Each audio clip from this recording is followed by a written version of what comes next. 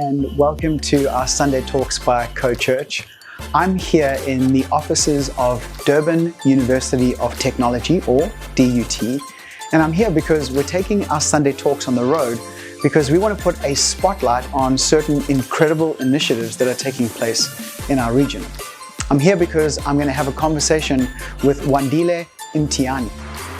The turning point for Ubuntu came when one of my professors, Andrew von Maar, the School of Architecture and Design and Andrews University, took a risk on this project and committed a whole year of their master's architecture students as well as funds to turn this idea into reality. To them, Ubuntu Design Group was in line with their school mission, which is to seek knowledge, affirm faith, and change the world. After a year of planning and hard work, what was once a childhood dream was now starting to become a reality.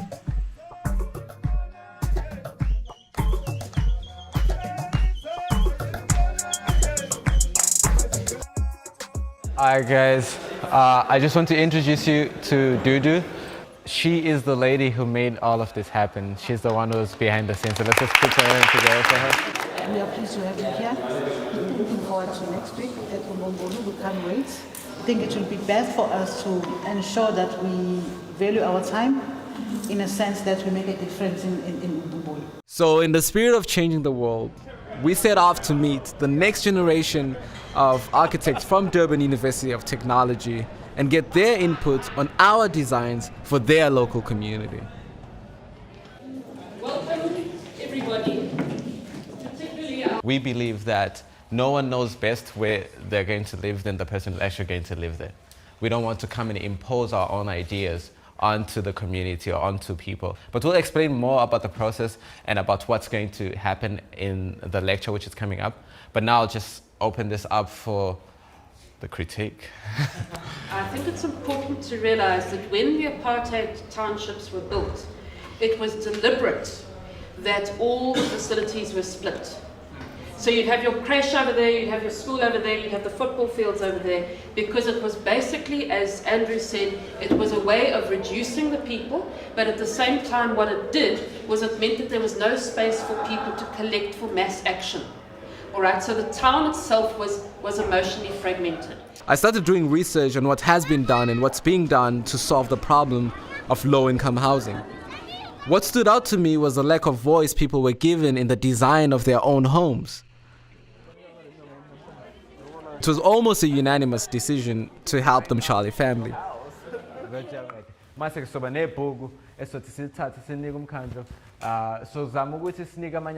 Soon after working with the Mtshalis, I quickly realized that I was also guilty of thinking like the elites. I constantly had to remind myself to check things with them and treat them just like any other paying client that I would have. Under apartheid, a small group of people made the decisions, without allowing a large group of others to have a voice. Here you have these townships that were originally planned under the apartheid regime deliberately to disconnect people from opportunity. I mean, everything about it, the size of the blocks, the design of the road.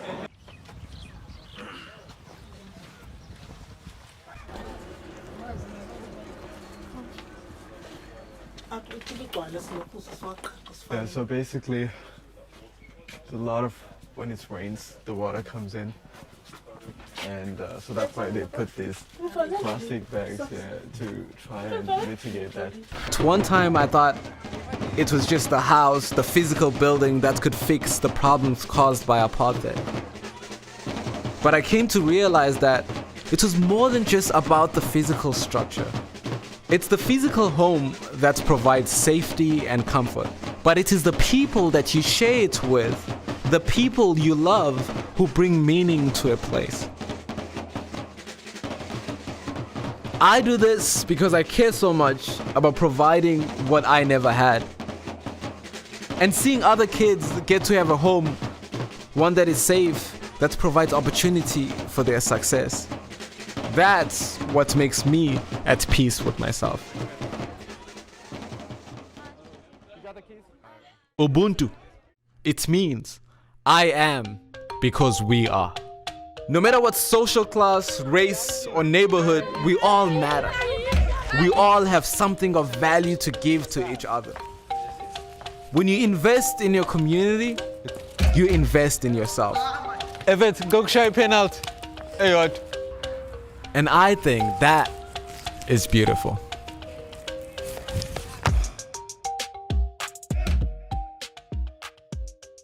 I have watched a little bit of your journey, Yeah.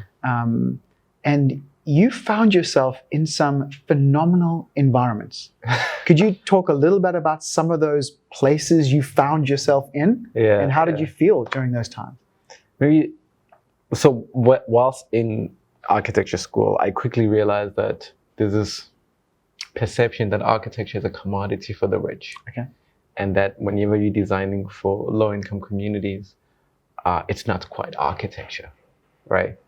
And so I started pushing the limits on that and pushing back on that, and sort of having arguments with my professors and this.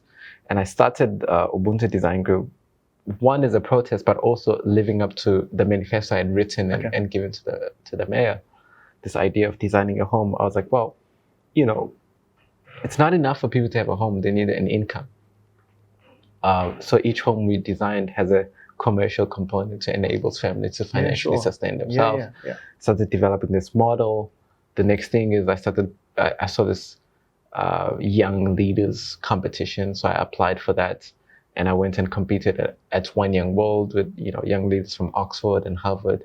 So I won that business venture competition with the Resolution Project and became a fellow, which I'm a fellow till today, and that has opened incredible amount of doors for me, and they're based out of New York City. Shout out to Resolution.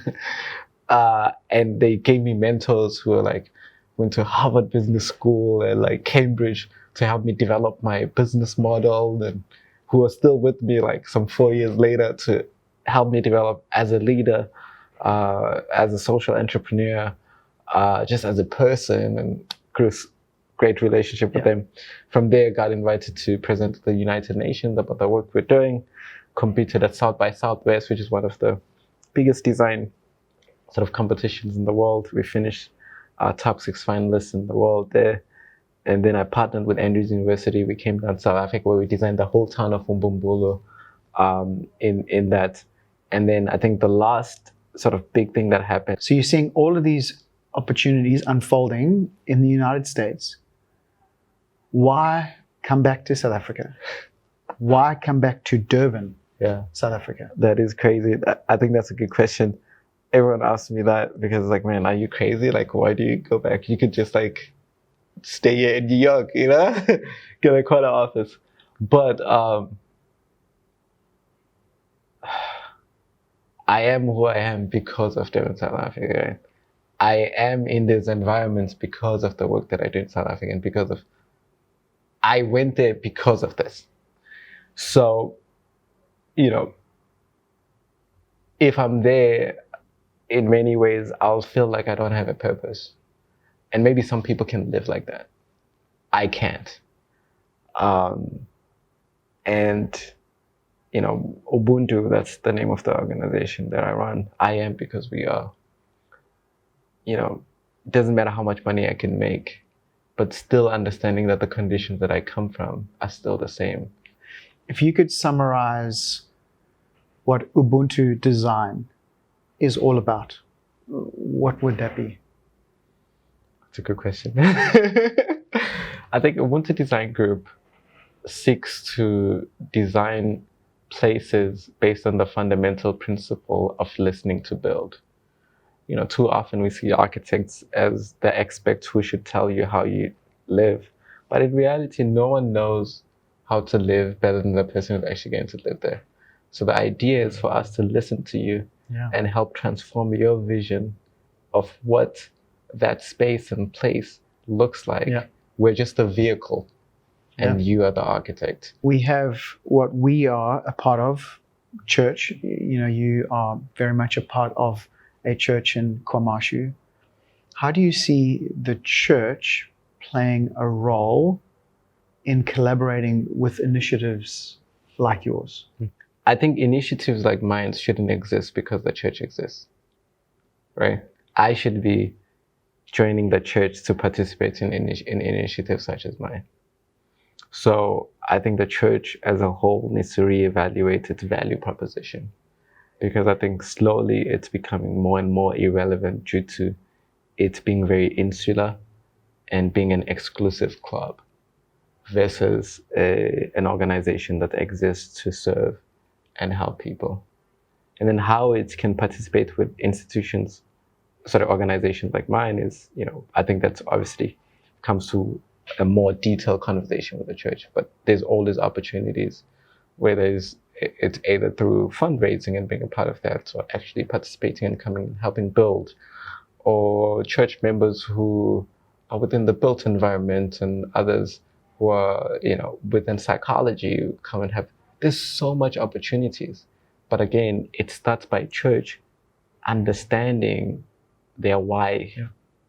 And the how is a lot easier to figure out. And I think that's where it's happened.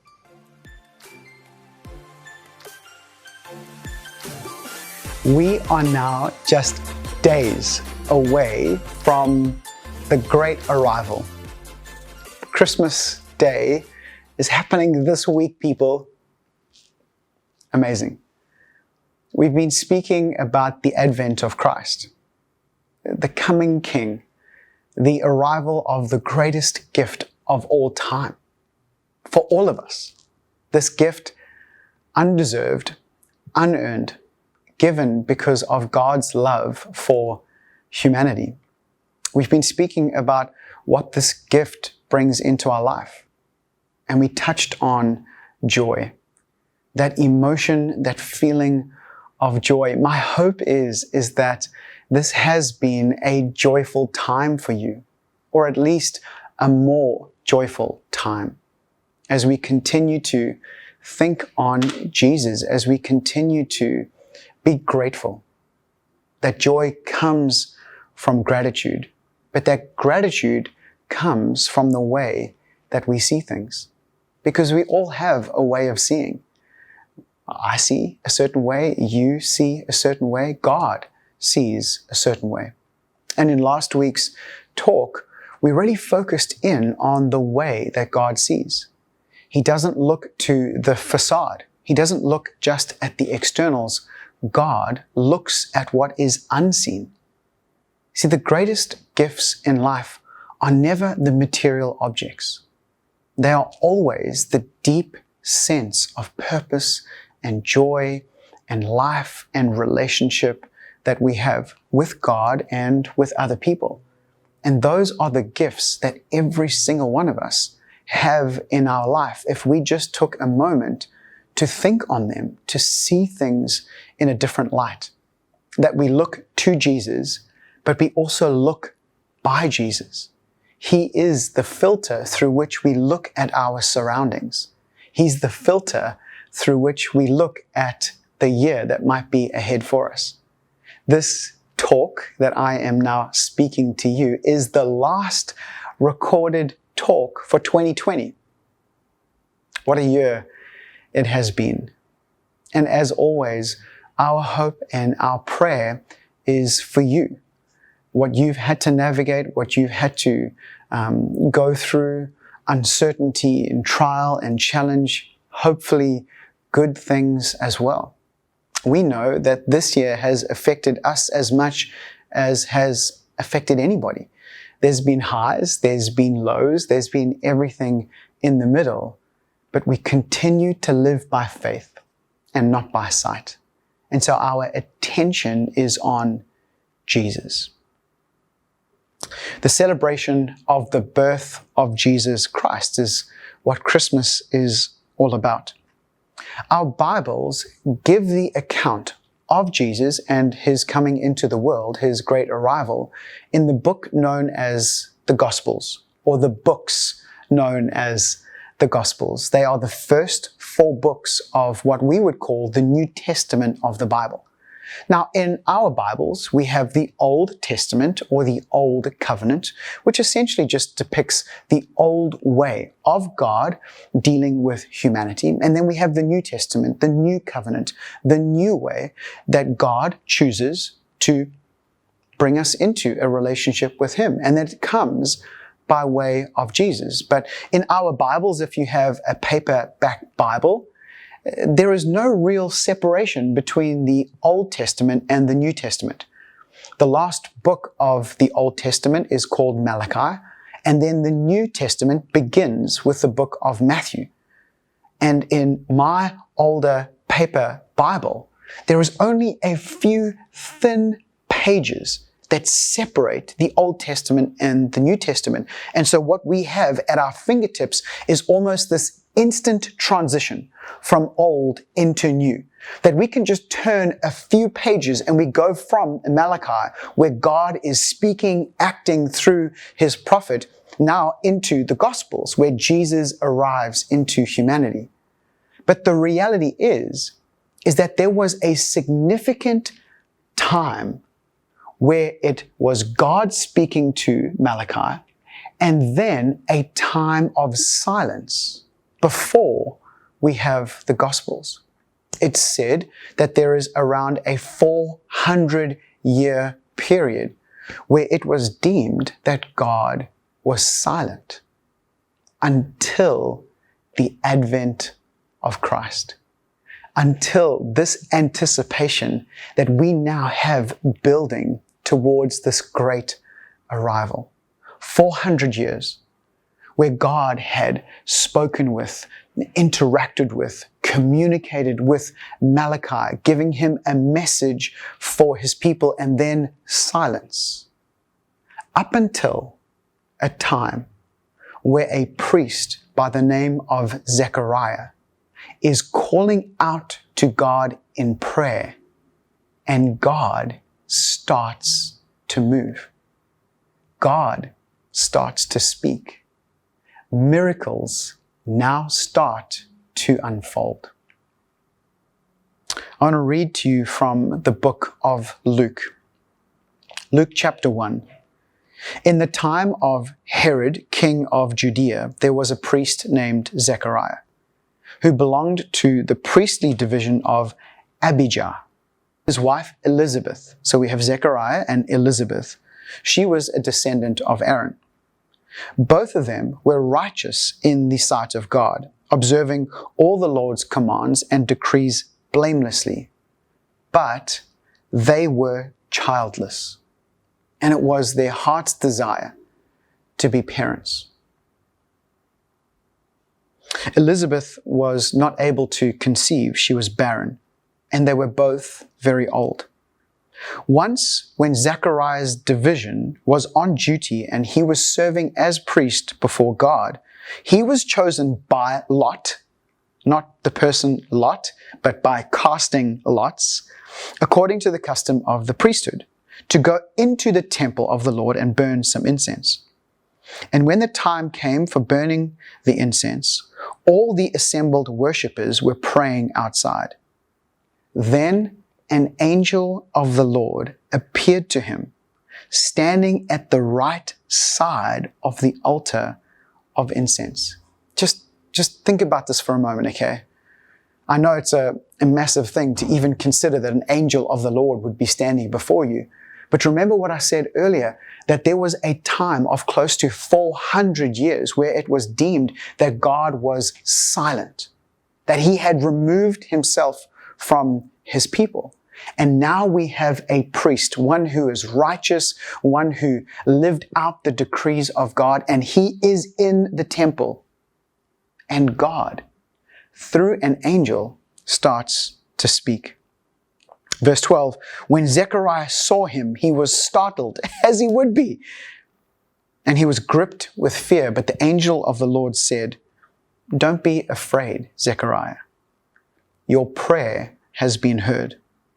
Your wife Elizabeth will bear you a son, and you will call him John." We have Zechariah married to Elizabeth. There is a promise given that by God's grace, a miracle will occur in their life, and they are to give birth to a son, and they are to name him John. He will be a joy and a delight to you, and many will rejoice because of his birth.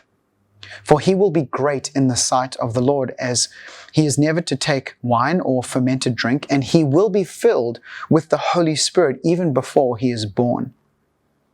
He will bring back many of the people of Israel to the Lord their God. And he will go on before the Lord in the spirit and power of Elijah to turn the hearts of parents to their children and the disobedient to the wisdom of righteousness. And he is to make ready a people prepared to receive the Lord. Elizabeth and Zechariah, they were actually related to Mary and Joseph. And so what we would find is a very similar scenario, that Zechariah and Elizabeth had a desire for children. She was old in age, Mary was young in age. Their heart's desire were to be parents. Elizabeth, she is defined as being barren. In the context of her time and, the position that she would have carried in society, this would have been significant shame upon her life. There would be no heir, no lineage. There must have been doubt. There must have been anguish and despair. There must have been unbelief. But miracles begin to happen. Anne Voskamp, she says it like this: this is the best place for miracles. God meets us right where we don't believe. In these situations that we would find in Zechariah and Elizabeth and in Mary and Joseph, what we would know to be true is that nothing is impossible for God. This season of the advent of Christ, as we are just days away from a significant date in a societal perspective, but hopefully more for us, it is a significant time of remembering and realizing what the season is actually about. Let this be a word over your life. The barren will give birth. You may be feeling as if you are infertile, that nothing good is coming from you, nothing good is arriving and therefore flowing out of your life, and it just seems as if life is dead. I want to believe that you will give birth. There will be fruit. There will be new life and dreams, desires. I want to believe that because of Christ, we will see those dreams now coming into reality. Nothing is impossible with God. John, the son of Zechariah and Elizabeth, he is commissioned to prepare the way. He's the cousin of Jesus. He is conceived in the same miraculous way, and he goes before to ready the people. As John is commissioned, so are we. This commission was to prepare, to get ready to receive. And this is what we are building anticipation around. That Christmas is about a receiving from God this great gift that is Jesus. What is the miracle in this account? We're looking at people. And what tends to happen is because when we start to speak about people, we associate with people and we esteem people as being the central role in any of the biblical accounts or miracles. But let me just remind you, this is not a people story. This is a God story. The miracle in this situation was the graciousness of God, that He is a gracious giver, that He is the one that brought about new life.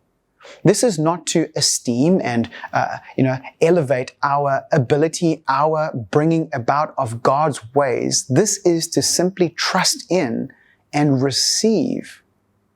The Bible is not a people story.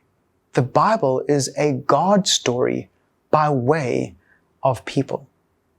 And let's always elevate our thinking. Let's always lift our eyes to Him. The miracle is that God is gracious. He remembers. He has promised. And He gives. The miracle is that we don't work for the gift. We don't work for Christmas. We don't work for Jesus. We receive. Charles Spurgeon, he says it like this: "This is the true preparedness of heart coming to Christ. The preparedness of coming to Him just as you are." This Christmas, God, He doesn't look at the externals or the facades. He looks to the heart. Your gift to Him is to receive the gift to us. Just come as you are and receive this Christmas. Receive Jesus. Receive salvation. Receive joy and life and light. Receive this reconciliation of us to God, who is the Father of all, who created life as we know it. Receive. And may you be blessed and make space to receive the gracious giver that is God. Can I pray with you as we head into this final few days before the great arrival?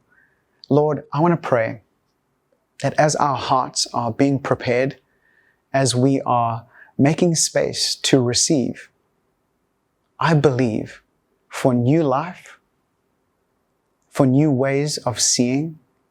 I believe for joy, for light, salvation to arrive in our lives. And as we continue to abide in you, may you abide in us. And we go into the season that is ahead, knowing that nothing is impossible with you and that you are with us always. In Jesus' name, have a phenomenal Christmas, and hopefully we're going to see you soon. Thanks so much for connecting to us. As always, we hope that these series of talks have been helpful to you, just giving you great food for thought, particularly leading up to this Christmas period. If you would like to get in touch, visit our website, email us. We would love to have a chat. And lastly, Merry Christmas. Have a phenomenal time with family and friends. Be blessed, and we'll see you soon.